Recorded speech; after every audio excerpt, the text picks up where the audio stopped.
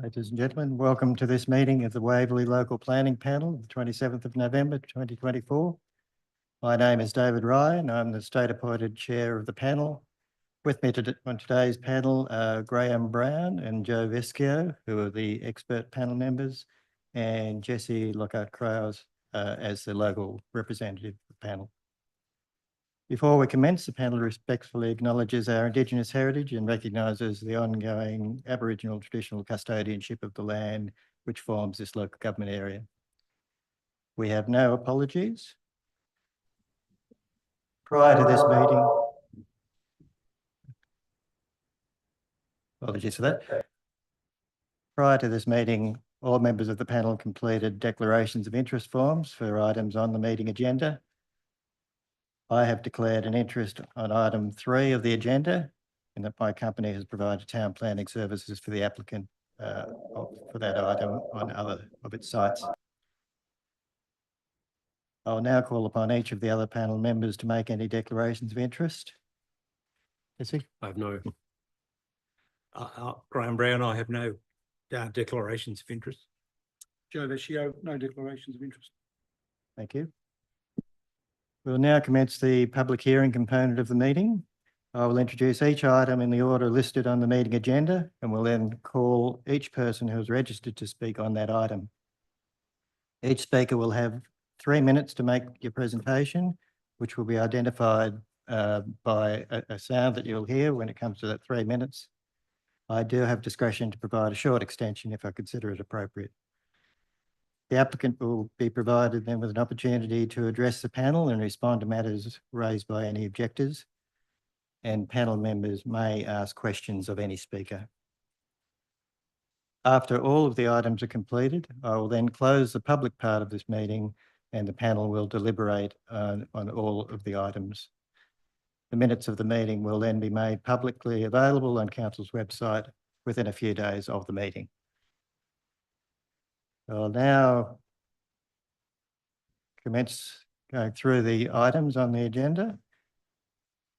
Item 1, DA 308 2023B, 9 Willangra Road, Dover Heights. Section 455 modification to the DA to accommodate a roof terrace, stair and associated works. We have no objectors registered to speak on this item. I have 3 representatives of the applicant who've registered: Harriet Kensel, Bruce Stafford and Tanya Wallace.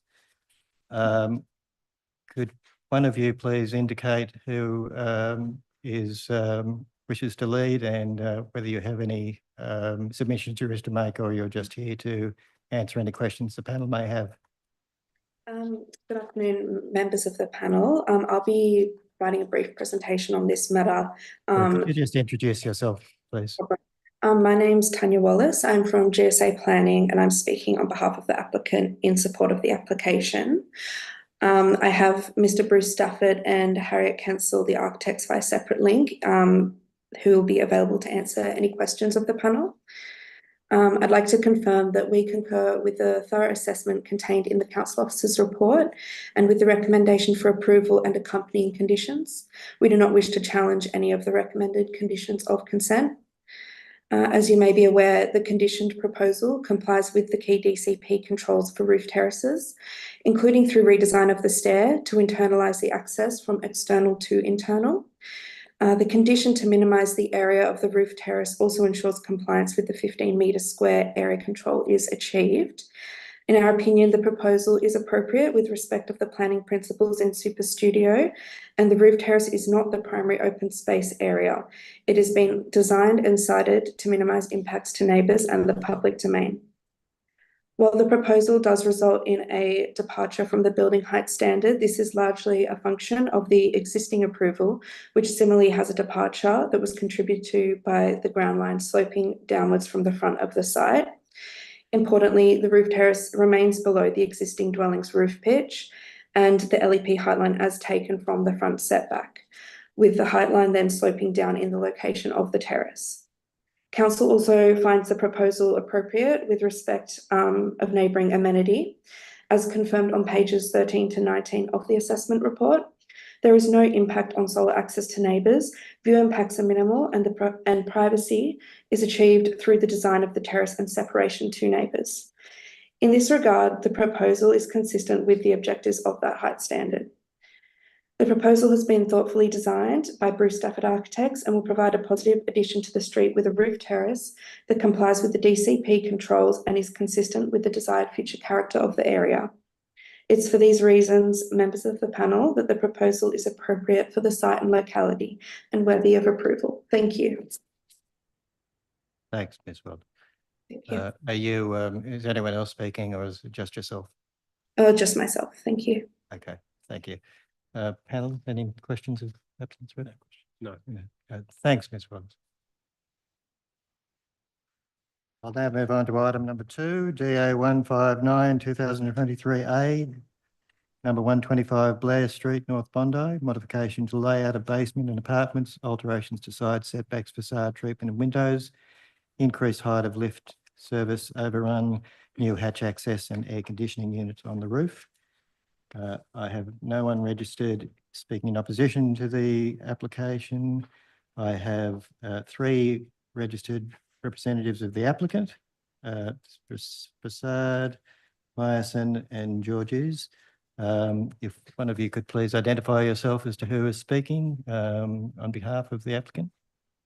Thank you, panel. My name is Shivanjali Prasad. I'm the town planner speaking on behalf of the applicant, and I am speaking in support of the application. I also have on the Zoom Mr. Rob Myerson, who is the architect, and the applicant, Mr. Salem Georges, and they're both available to answer any questions from the panel.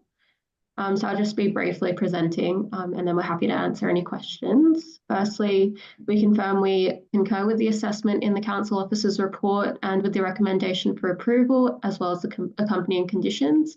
We are accepting and do not wish to challenge any of the recommended conditions of consent. So as you are aware, the application is for modifications to the approved residential flat building, as you have described. So importantly, we want to note that the proposal retains the approved building setbacks, which are compliant with council's controls. We are also compliant and about 1 story under the maximum height limit of the LEP, as well as council's landscaping controls. So overall, the external envelope of the development is maintained generally as what was approved, or otherwise where it is altered, it remains compliant with council's controls. While there is a small increase in FSR, the FSR addition is located within the improved recessed setbacks on the east and west side elevations. They do not result in any increase in perceived bulk, and they do preserve the environmental amenity of the neighbours, and that has been addressed in detail in pages 67 to 68 of the council report, and they have found it to be acceptable because it upholds the objectives of the development standard. Overall, the modification will continue to provide an elegant contemporary residential flat building with substantial areas of new landscaping, which will significantly improve the appearance of the site, contribute positively to the streetscape, and will maintain an appropriate relationship with the neighbours as per the approval. So for these reasons, members of the panel, we do believe the proposed modification is appropriate for the site and the locality and is worthy of approval. Again, we're happy to answer any questions. The architect and the applicant are both available. Thanks. Thank you. Any questions? No. No. Thank you very much. No Thank you. questions. Item number 3, I will have declared a conflict of interest on this item, and I will hand over to Mr. Brown to chair this item and take no part in the proceeding. I'll just wait till Mr. Ryan leaves the room. Good afternoon, everyone. Item 3 is a DA 395/24, 81 Wellington Street, Bondi Beach, and 575 Old South Head Road, Rose Bay.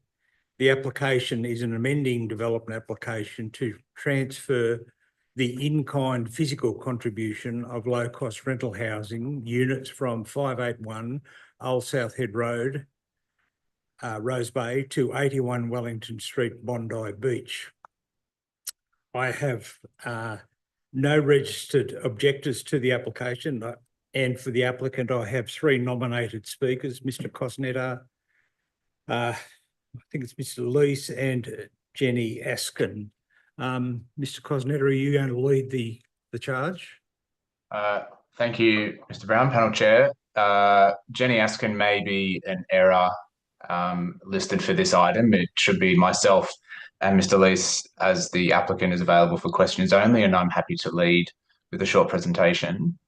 Yes, please do. Thank you. Firstly, I want to thank Kylie for the comprehensive report and working with us towards a recommendation for approval.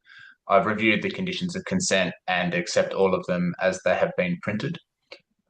Whilst not without precedent in Waverley, it's a relatively unique application that provides for an increase in affordable rental housing in the LGA. This will occur within 2 practically completed developments without any change to either development.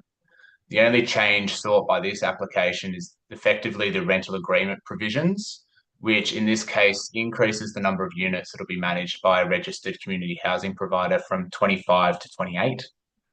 The redistribution of the units into Bondi responds to the current rental market needs of the community housing provider. The units offer a superior location and they more easily meet the eligibility criteria for very low and medium income tenants. So the application is squarely within the public interest at a time where housing affordability is such a critical issue in Bondi and more broadly. And I ask the panel to accept the council's recommendations. I'm available for any questions that you might have as well. Thank you, Mr. Cosnetto. And panel, any questions of Mr. Cosnetto? No. Okay, thank you for your time. Elia Lease doesn't need to speak, Mr. Cosnetto? No, Mr. Brown. Okay, thank you for your time. We'll move on to the next item and ask Mr. Ryan to return. Thank you.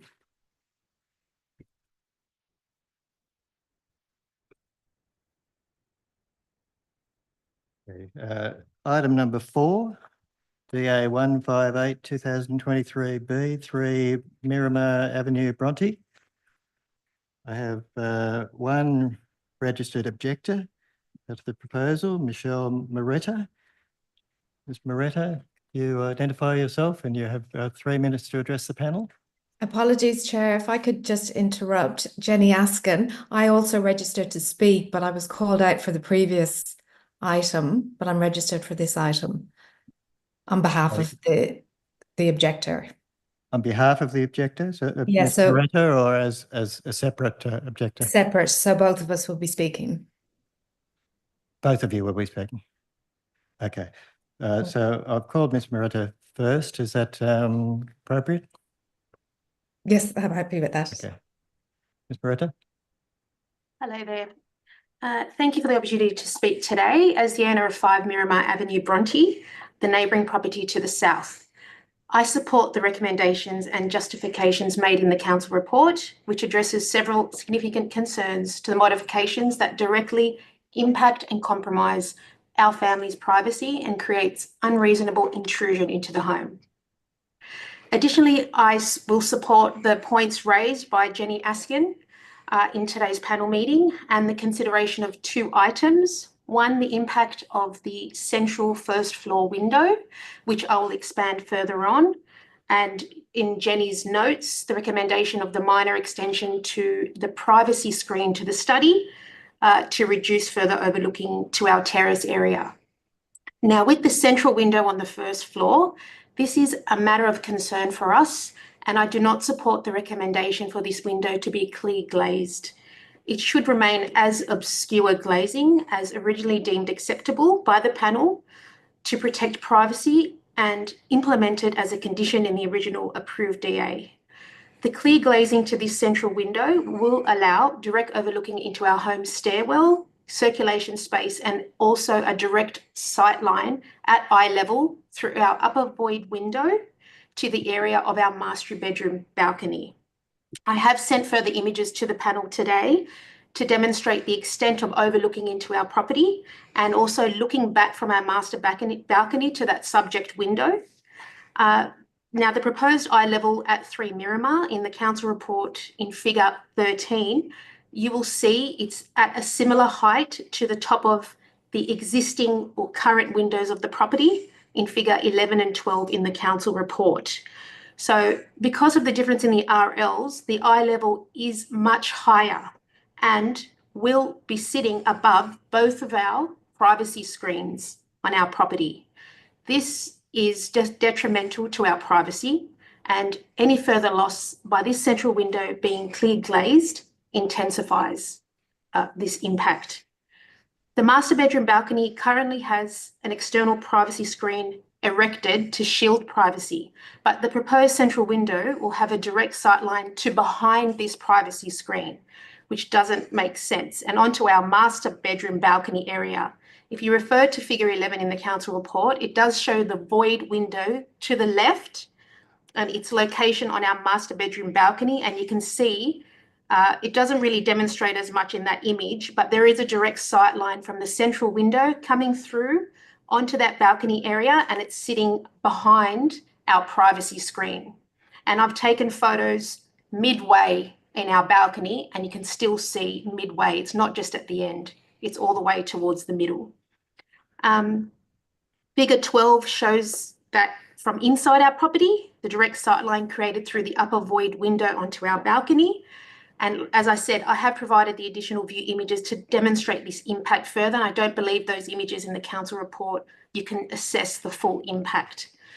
I also question the validity of the view analysis provided by the applicant. If you compare view analysis DA 70, issue D, in the modification submission, and the view analysis DA 71, issue E, that was provided recently on the 12th of November, post-submission, and you can identify the inconsistencies and attempt to show reduced impact from the view from the dining area from the central window.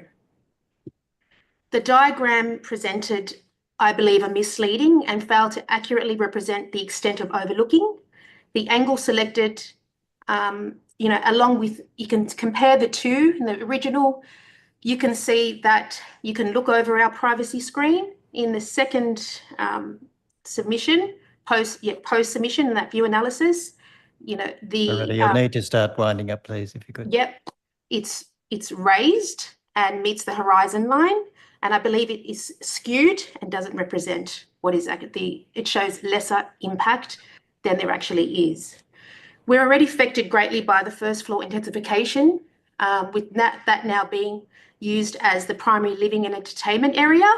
And we ask that at least 2 of the 3 first floor windows remain obscure glazed, as originally approved as a condition in the original DA. Various diagrams submitted by the applicant through the original DA and so forth have seemed to be misleading. You'll need to start concluding, please, if you could get to your conclusion. Yep, no problem.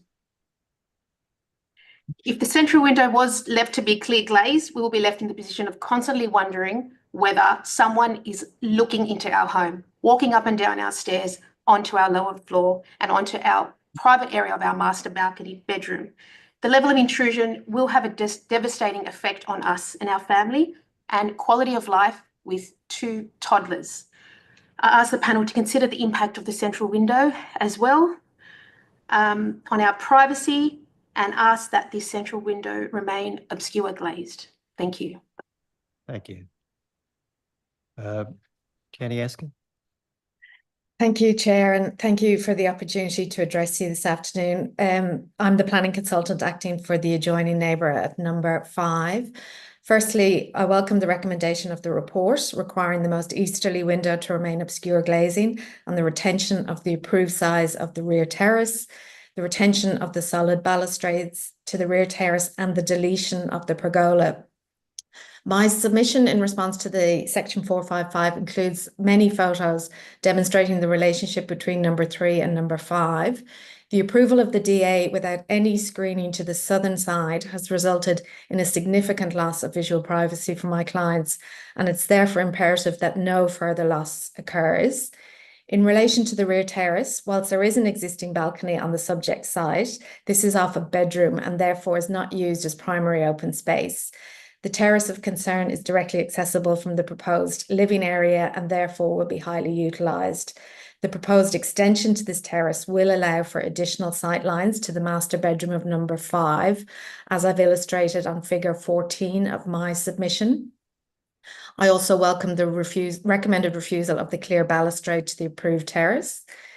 In relation to the south-facing windows, it is acknowledged that the most westerly window will have less of an impact. However, in relation to the central window, as you've heard from my client, we are concerned about the inconsistency between the outlook from the central window on DA 70 issue D as originally submitted and DA 71 revision E, which was submitted post-submission.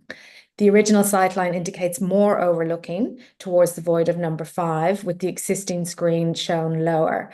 And I'm not confident in terms of the accuracy of the outlook from this window and believe that it will allow for additional overlooking towards the balcony of the master bedroom over the privacy screen. This window should therefore remain obscure. In relation to the most easterly window, it's imperative that this window, as recommended, remains obscure glazing. Figure 9 in my submission demonstrates how clear glazing of this window will have a detrimental impact on the internal amenity of number 5 by allowing direct sight lines into the circulation space and doorway of the master bedroom. This, coupled with the overlooking from the rear terrace as approved, is detrimental to the amenity of the occupants of number 5. I also welcome the recommendation for the deletion of the pergola. The breach in height does not preserve amenity, as it will reduce solar access at 9 a.m. In addition, the report confirms that the visual bulk as presented to my client's property is unacceptable. In relation to the ground floor works, I request that the screen to the study be extended slightly to reduce overlooking towards the terrace to the rear of my client's property. This impact is illustrated in figure 20 of my submission. To conclude, I'm satisfied with the recommendation of the report, subject to a minor extension to the privacy screen to the study at ground level and the retention of obscure glazing to the central window at first floor level and the imposition of all other conditions as recommended.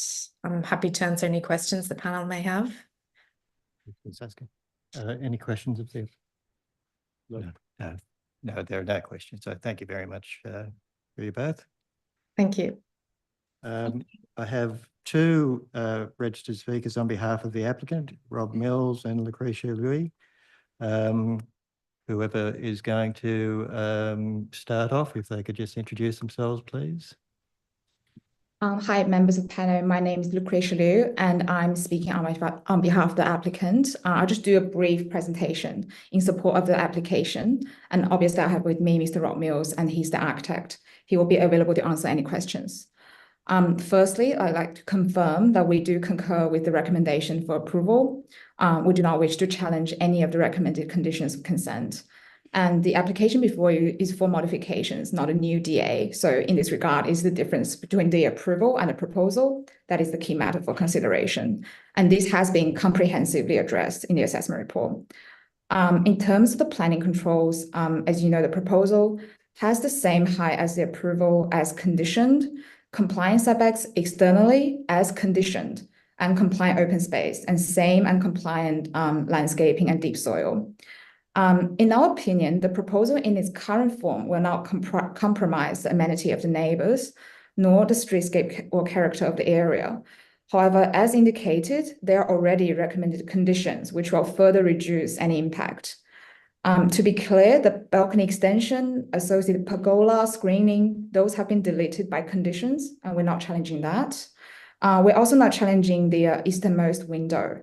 The remaining limited changes that are accepted have been assessed by council to be appropriate, as there's zero additional amenity impact, and this has been confirmed on pages 13 to 18 of the assessment report. And in terms of the central window, you can see on page 16 of council office's report, it says the window does not align with neighboring windows and does not result in any material overlooking. And we've also done further view analysis. It's sheet DA 71 revision E.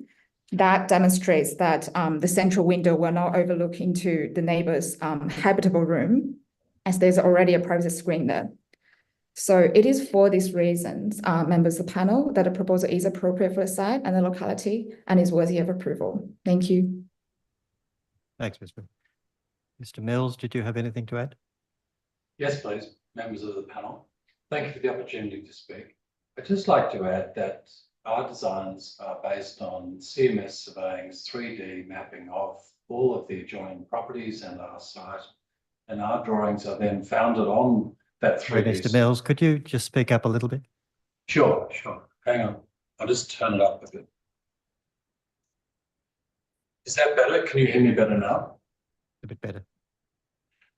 What I was saying was our drawings are based on a 3D survey prepared by one of Sydney's most reputable surveyors, CMS Surveying. And then our drawings are prepared using Revit and Enscape, which is the latest in technology. I can assure you that it's a foundation principle of our firm and has been for 30 years to present accurate drawings to council for consideration. So I can say to you with absolute accuracy that the drawings are accurate, and any drawings before you in the future will be accurate. And if someone believes they're inaccurate, they're welcome to tell us, but in a time that gives us the opportunity to respond to their concerns so we can give you further evidence that they are accurate. That's all I wanted to add. It's a very important pillar of any architect's submission to the authorities to prepare absolutely accurate drawings. Thank you. Thank you, Mr. Mills. Any questions of either of the applicants? No. No. Thank you both for your presentation.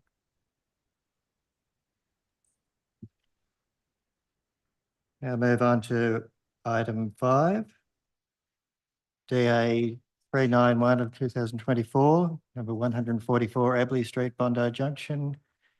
There's alterations and additions to an existing terrace house, including an attic level addition with associated rear dormer window. I have no one registered to speak in opposition to this. I have a representative of the applicant, Rhonda Jamu. So apologies if I've destroyed your name there. Would you wish to address the panel? Yes, please. Thank you. I am the town planner that prepared the statement of environmental effects and clause 4.6 for this application. I'd firstly just like to start off by thanking Joseph and Waverley Council for a very streamlined DA process, and we welcome the recommendation of approval. And we do not aim to challenge any proposed conditions of consent.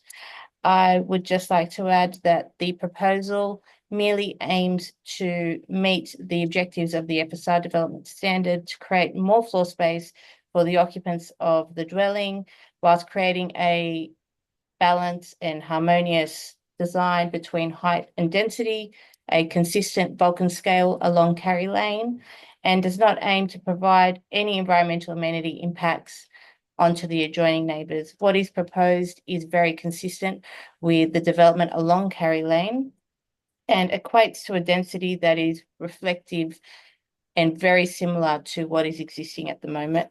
The proposal provides alterations for the floor plans to be usable, functional and proportionate, and the additional floor space just comes about due to the attic level becoming a usable, habitable space.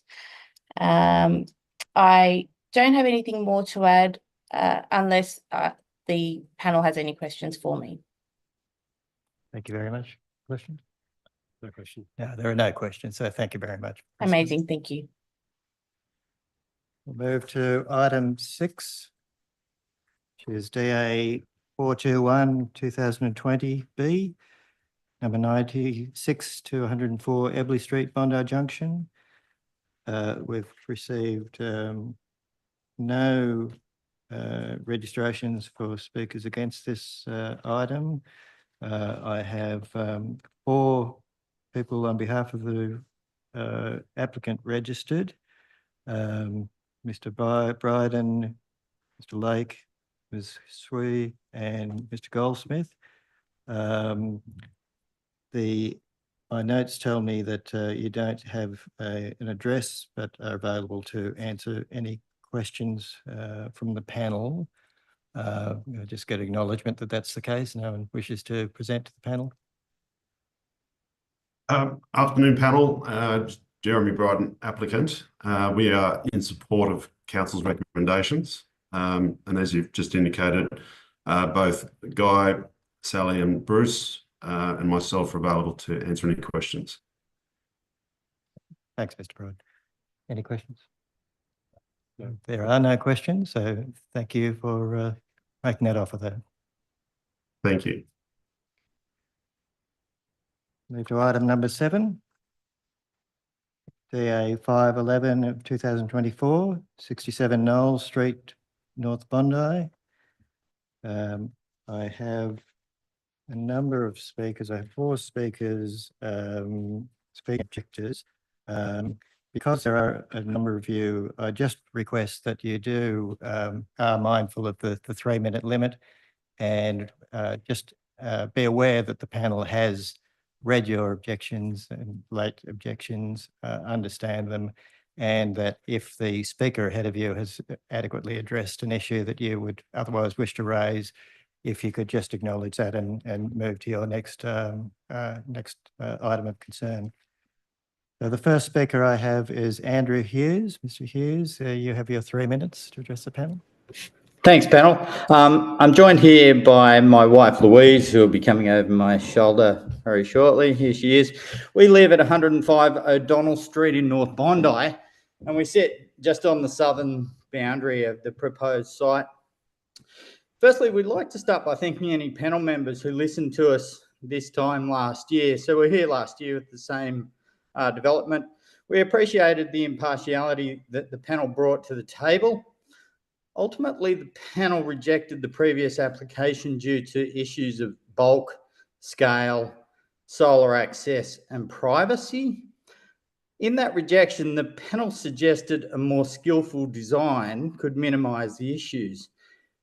Instead, what I'd suggest that we have here today ahead of us is a similar singular mass resulting in similar issues at a similar magnitude. So we have 2 issues and 2 asks of the panel. The first issue we have is the lack of privacy from the rear first floor balcony doors. The balcony doors are unscreened. They've actually doubled in size since last year's application. And importantly, but not good for us, they've moved from being centre opening doors to the opening moving closer to our shared boundary. The result is view lines not just over our entire backyard, but right through our house, our living area. You could actually see us right now, in fact.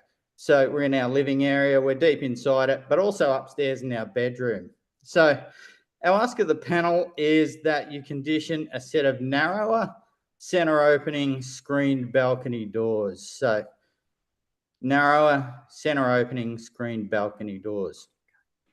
The second issue that I want to touch on is bulk, scale, and the resulting shadows. So in the absence of more nuanced design, perhaps with greater articulation, surely it's time for the panel or council to enforce the rear first floor setback. Council recently encouraged the owner of 61 Knowles, which is 2 doors north of the proposed site, to follow the predominant rear first floor setback themselves. Surely this site context warrants the same with so many properties sitting on the southern side boundary. So not the skimpy 1 metre retraction that council suggested, but rather something that's consistent with what's been asked of others. And it's more like 2.5 to 3 metres to be consistent with what is a very clear predominant rear first floor building line. That would go a long way to addressing many of the issues. So that's bulk, scale, privacy, and importantly, and I'm sure you'll hear it from my neighbours, solar access. So again, thanks for listening. Any questions? Happy to take them. Thank you, Mr. Hughes. Any questions for Mr. Hughes? No. Thank you, Mr. Hughes. Cheers. Second speaker is Juan Palacios. Yes, I'm here. Hi. Yes, I'm Juan Palacios. I am the owner of 101 O'Donnell Street, North Bondi, also a property to the south of the site. I appear in front of you today frustrated and disappointed to see us all back discussing the same issues raised last year. Despite clear objections from neighbors, the community, and this panel, the new proposal for 67 Knowles Avenue includes only minor changes that fail to address our concerns. The seeming lack of meaningful effort to resolve the impact on privacy and sunlight indicates a determination to push through a development that prioritizes the applicant's convenience over the well-being of our community.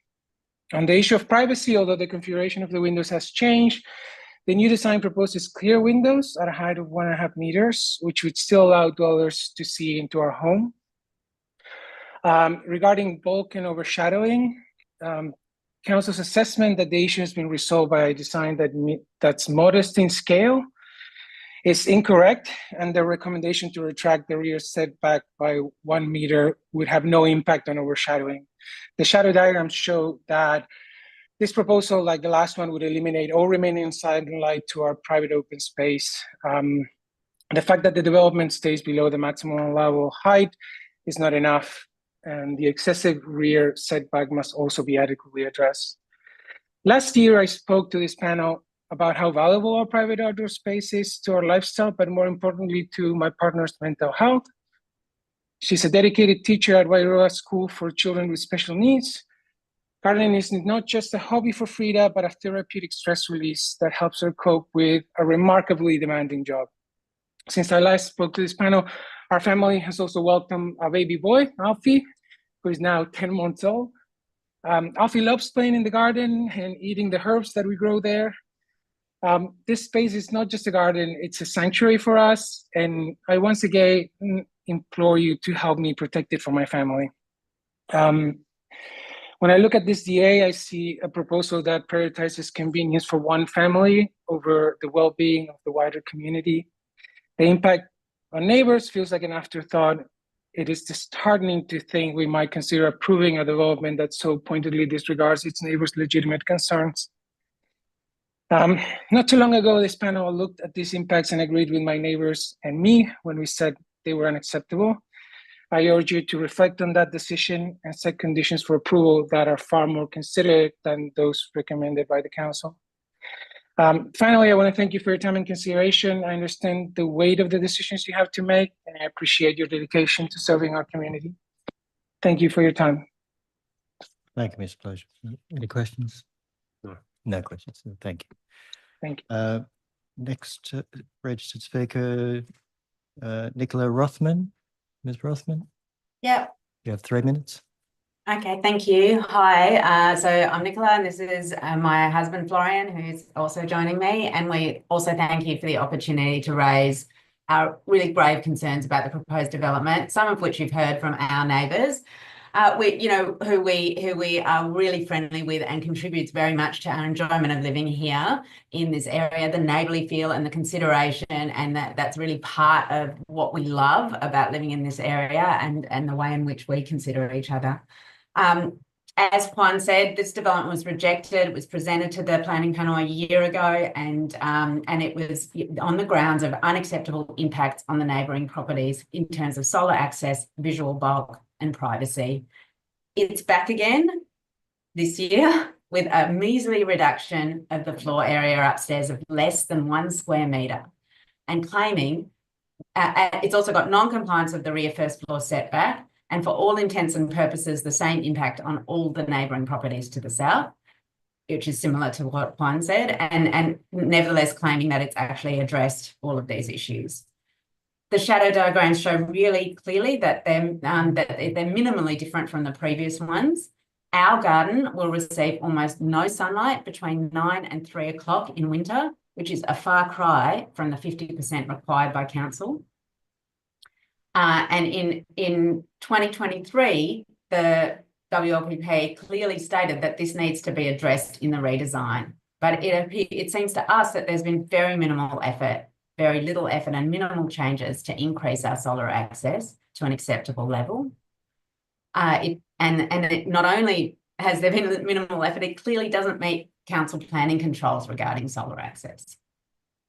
Council is really clear as well that the visual bulk shouldn't affect the streetscape, and we simply don't understand why, if the street and other residents who are not directly affected are protected from this sort of visual bulk, why it should be so completely imposed on us and the other properties, our neighbouring properties that are that are directly affected to the south. And We see all of this as a function of the breach of the rear setback control. As Andy said, the 1 metre increased setback to the first floor proposed by council is, as a condition of approval, is still 2.5 metres less than what has been enforced by council on similar developments in the street. We went and visited our neighbours up in other parts of Knowles, and there is a clear precedent along all of the properties to the north of 67 Knowles. So 61, which is still under construction, so most recently put to council, as well as 63, all have were required to comply with a 3.5 metre setback, which is the precedent in the street from the ground floor. These properties don't even impact as many other dwellings and people as the current proposed development, which impacts not just 1, but 3 other properties to the south. We do not understand the reasoning or the fairness behind this, and why it is that the basic rules don't apply to everyone. And particularly the fact that the unique orientation of this development has a greater impact has not been taken into consideration at all. That's your 3 minutes. If you could just yeah. Conclusion, so we don't understand why it is that the enjoyment, as Juan said, of one applicant should be prioritised to such a high degree at the complete and total disbenefit to us and the rest of our community. It's a unique neighbourly feel, this pocket of North Bondi, which is part of its appeal. And we're just asking that we're not fighting some form of first floor addition, we're just asking that it's a reasonable and equitable solution that would preserve everybody's amenity. We don't see this proposal as a compromise. Our garden would be robbed of sunshine, we would lose our view of the sky, and our living standard would be drastically reduced. So we ask that you consider that, as you did last time, in your decision. And we appreciate your time in listening to us. Thank you. Thanks, Mr. Bishop. Just a question there. Nicola, what was the address that you're from? Fair call. 103 O'Donnell Street. Thank you. Thank you. Next speaker registered is Mr. Wegerer. Thank you. I think Nicola said everything for both of us this time around. Okay. Thank you very much. Okay. On behalf of the applicant, I have 4 speakers. Mr. Ellie Gosheit, Nadine Port, Jared Rudman and John Denton. Whoever is taking the lead, if they could introduce yourself, please. Thank you, Mr. Chair.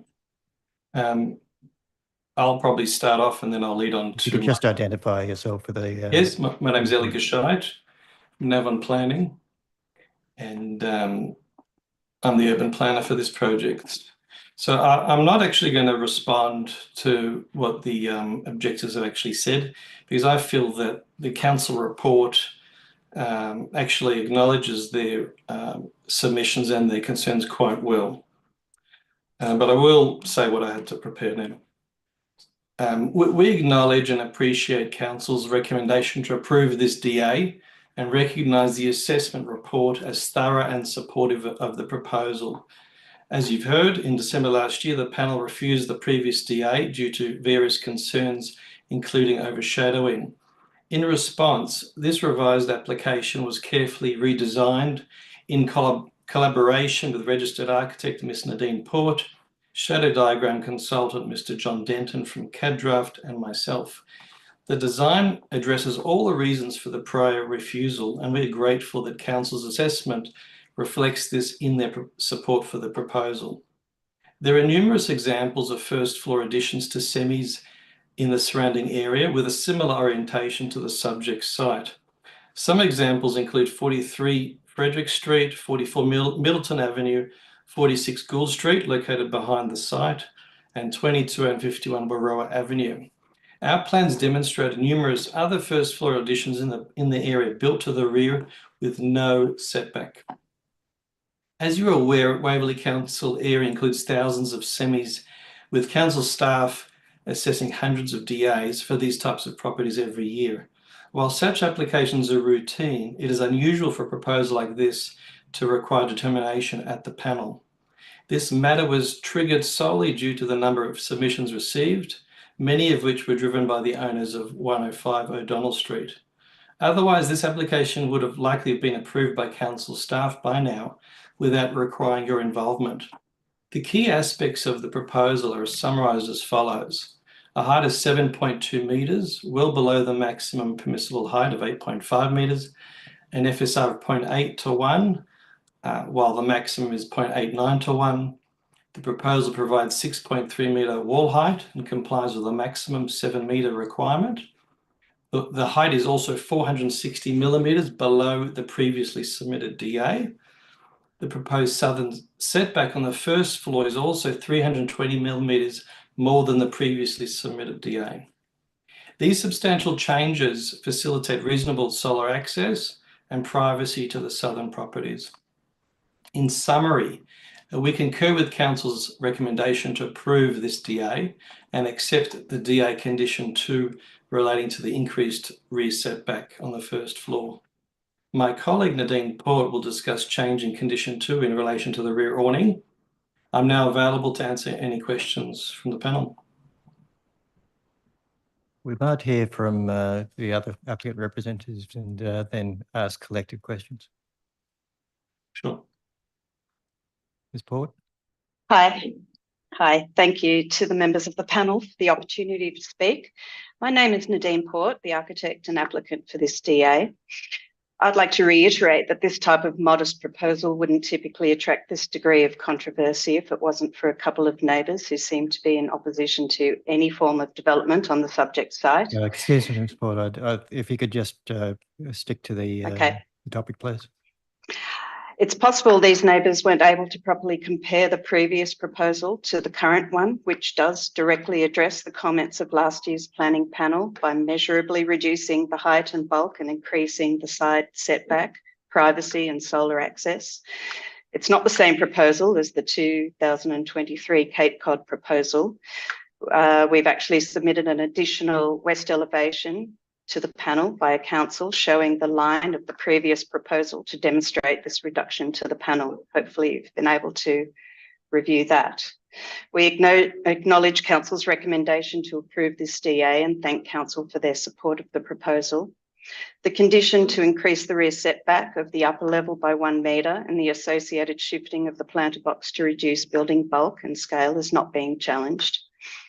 The rear setback would then be somewhat consistent with nearby development, in particular the 2-storey additions constructed a couple of years ago at 105 O'Donnell Street.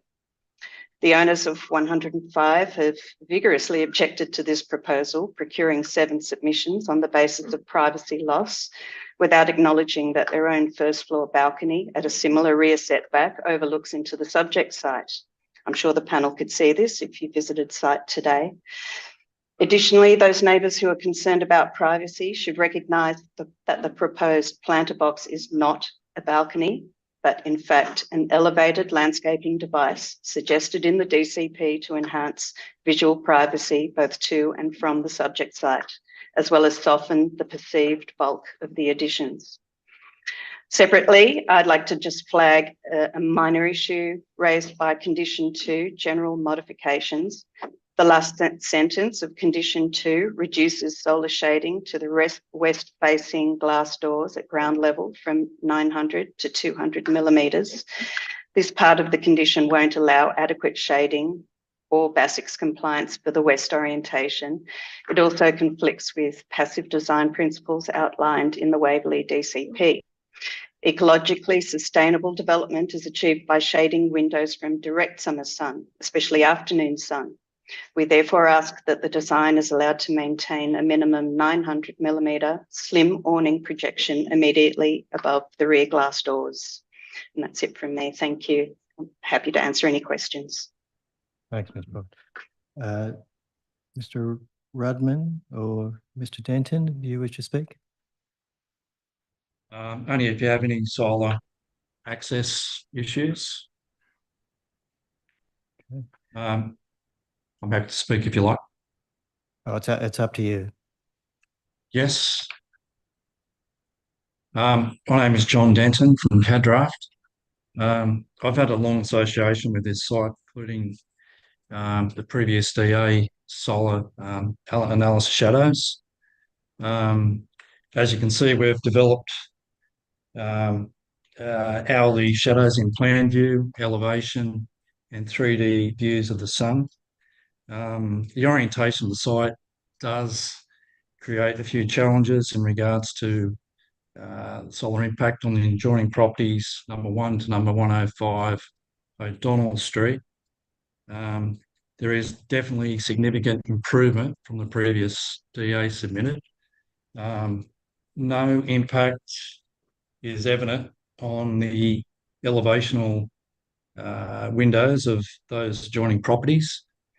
And I've worked closely with Nadine, the architect, to provide the best possible outcome in regards to solar access, including private open space of the adjoining properties. Do you have any other questions? I'd be happy to answer. Thank you. Mr. Rubman, did you wish to speak? Yes, please. So just to identify myself, my name is Jared Rodman. Together with my wife, Martine, we are the owners of the home at 67 Knowles Avenue. I'd like to start off by saying thank you for the opportunity to speak. Firstly, as was the case with the last application in the objections received, we have been accused of being a developer. I'd like to state for the record that we are not a developer. We are a young and growing family. Together with my wife, we have 2 kids, a 2-year-old daughter and a 5-year-old son. This is a family home. I'd just like to recap the experience we've had, which has been a journey commencing 2 years ago. We've always sought to be cooperative, compliant, and respectful of the process. The previous application was submitted September last year. The brief we gave to Cape Cod in the initial engagement was to look around and deliver to us a family home in line with all semis in North Bondi. Throughout that process, every request that we received from the council, we said yes to.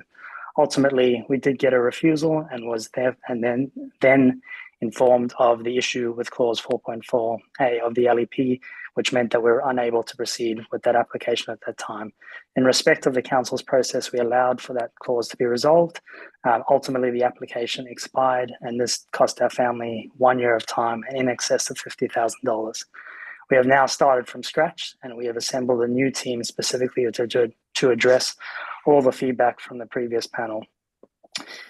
In summary, on both occasions, we have received a recommendation of approval from the council, and we have found ourselves at the panel where we have received objections outside of the LGA and even from different states.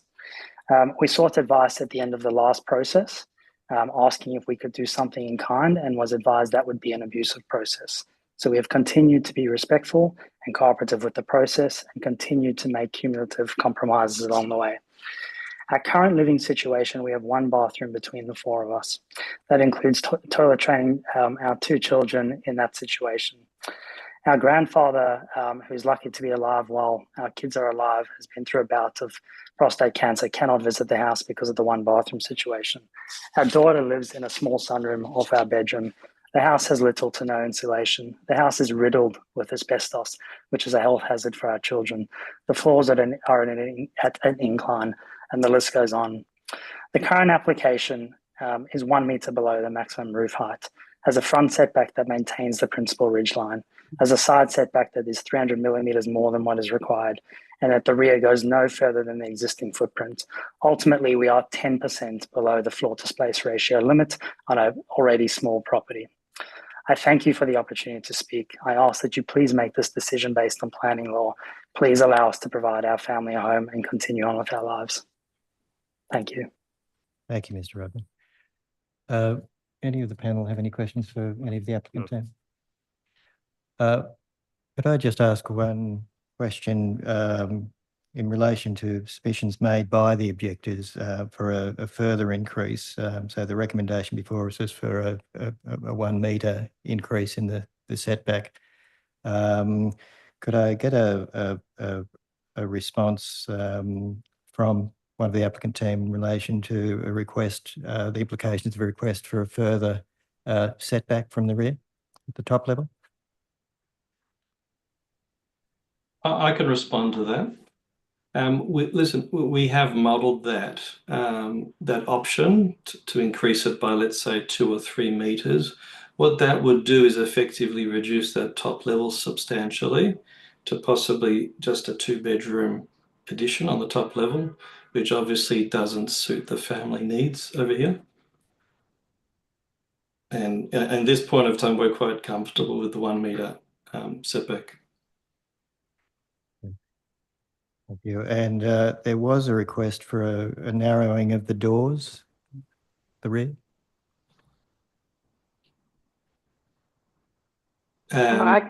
Nadine, do you want to talk to that? Yeah, I'm here to talk to that. Are you talking about the main bedroom windows, bedroom 1 windows? They're actually windows to a planter box. Is that what you're referring to? Windows 7? I think Mr. Hughes might be able to just clarify. Yes, I'm talking about the west-facing rear first floor doors. They're, whether you call them doors or windows, anyway, they're full-size doors. My request is just to cut the view lines off a bit, like 30 centimetres on the side, each side I'd be happy with, basically. Right. Because you've moved last year, the door was centre opening. You've now moved the door to the south side, so the door opens only 1.3 meters at a guess from my balcony. So you open the door and you're just looking straight down into our yard, not just the yard, right through our house. But basically, if we shorten them up a bit, that'll help cut the view lines off because there's no screening, you know. Thanks, Mr. Hughes. I think we just want a clarification of what you were talking about, so I appreciate that. Okay. Ms. Port? So yeah, all I was going to say was that it's actually a window. You can see on the west elevation that it doesn't go all the way to floor level. It's just a window to the planter box to achieve the feeling of a Juliet balcony. The planting provides once it establishes, should provide adequate screening, but nevertheless, if it makes a difference, you know, they could be narrowed, the doors can be narrowed slightly. I could also suggest, because they're stacking doors, we could stack them in the other direction so that you couldn't even stand at the south end. You wouldn't be able to lean over the balustrade, so they could stack in the reverse direction as an alternative suggestion. Thank you, Ms. Port. I think that's all the questions we have. Thank you, everyone, for your presentations. We appreciate that. I'll move now to the next item, which is item number 8, DA 505 2022B, number 5, Tamarama Street, Tamarama. I have no speakers in objection registered. I have 2 registered speakers on behalf of the applicant, Ms. Louis and Ms. Nung. Would you wish to make a presentation or just here to answer questions? Good afternoon again, members of the panel. My name is Lucretia Liu. I'll just speak briefly on behalf of the applicant in support of the application. With me, Mr. Kevin NG, the architect applicant, will be available to answer any questions. Again, we would like to just confirm that we concur with the recommendation for approval. We do not wish to challenge any of the recommended conditions. Again, this is a modification, not a new DA. And as you're aware, the only change is the wording of a condition, which, as assessed thoroughly by council, is appropriate. The key reason for the change to facilitate an FSR compliant pair of semi-detached dwellings, and this cannot occur unless the approved subdivision is registered first. As agreed by council and the panel has the power in approving future applications to ensure a contextually compatible pair of semi-detached dwellings can be constructed on site concurrently, and this can be done by a future condition of consent. It is for these reasons, members of the panel, that the proposal is appropriate for the site and the locality and is worthy of approval. Thank you. Thank you, Ms. Wood. Any questions? No. No question. Thank you very much.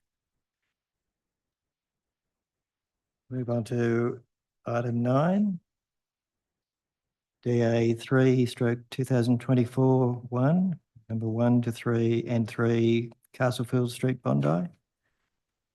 I have one objector registered to speak, Sally Charles. Ms. Charles, you have 3 minutes. Okay. I asked when the last second plans came, adjusted plans came out, how deep the footings are, and no one replied. So even rather than having this meeting, if someone had just replied back, but I'm wondering, like, if it was only the garages that went up, can't they just be bricks from the ground without having to drill into concrete?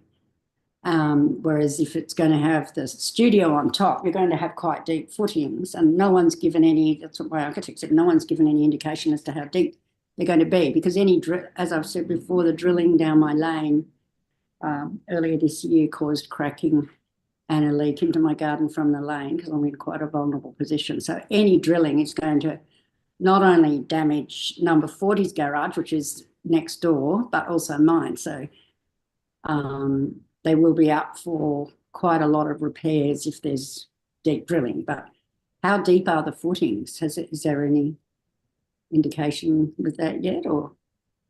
We have a representative of the applicant registered to speak, and when you've finished, if you have any other questions or comments, then I'll ask him to address that. Thank you. Yeah, because I mean, I've gone on about this. I've said the same thing many times, that when the lane gutters got replaced in 2017, I got a crack in my wall, and then cost $10,000 to repair, replacing floorboards and fixing the leak. So recently in the lane, there was drilling just further down the lane, just taking up concrete to replace 2 driveways, and that caused a leak in my garden with a crack. So I'm just saying, any leaking at all, any drilling at all into the concrete in the ground is going to cause some element of cracking, perhaps in our garages and in my walls down the side of my house, which borders on the lane. And also, the other thing is, yeah, obviously, if it does go through, we have to have dilapidation reports, because there will be quite, it's pretty obvious that there will be expenses for repairs if the actual studio goes on top of the garages. So I'm very much fine about the garages being put up, but I'm not so excited about the studio because of the drilling.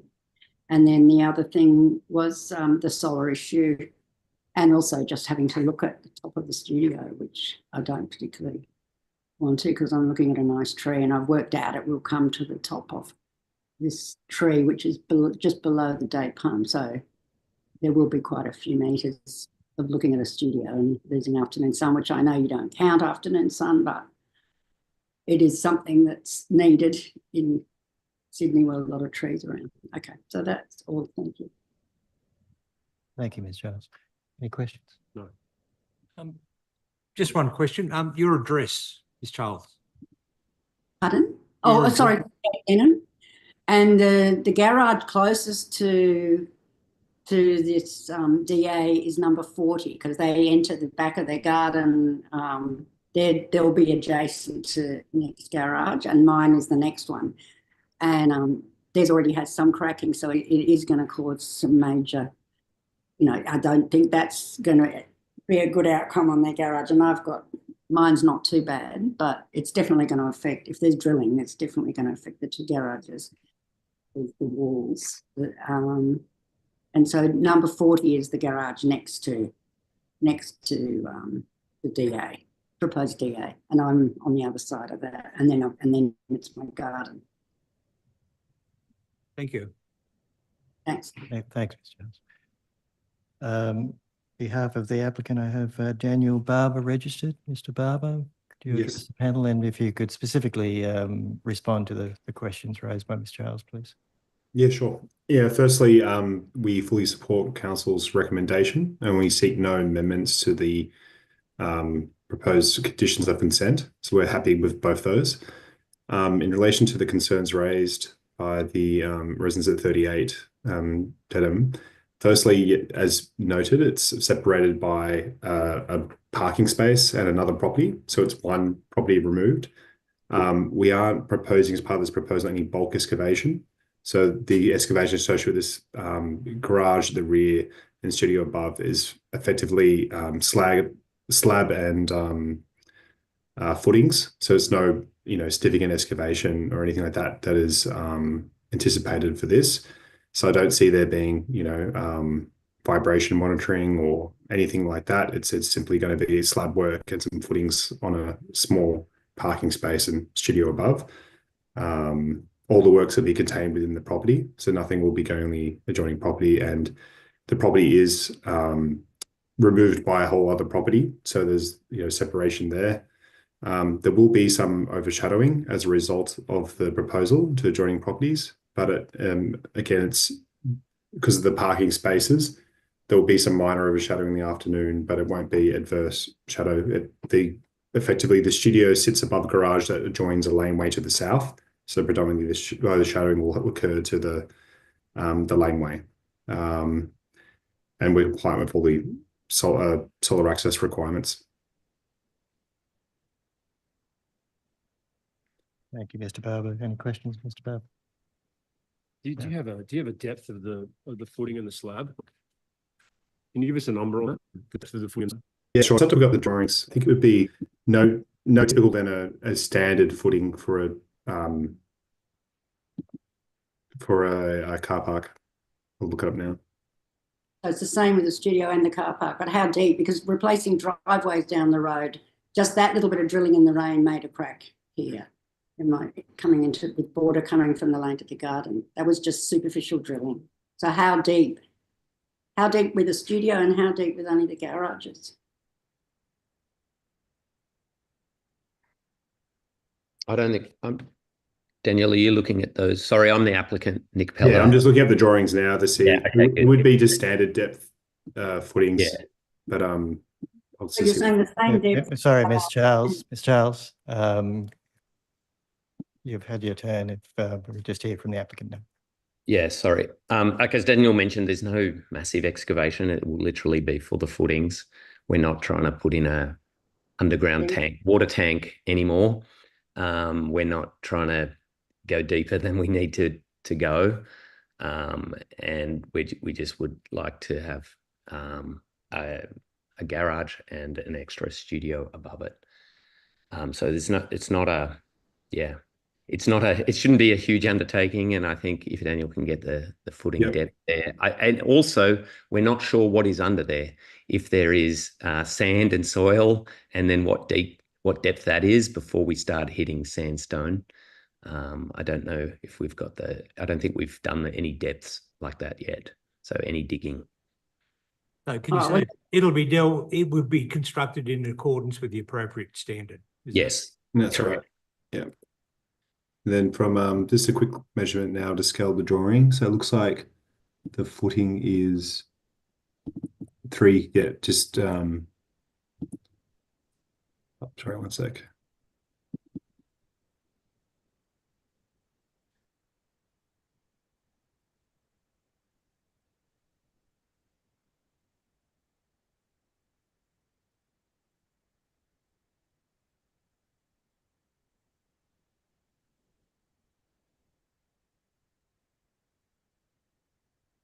$250 mil footing below the slab.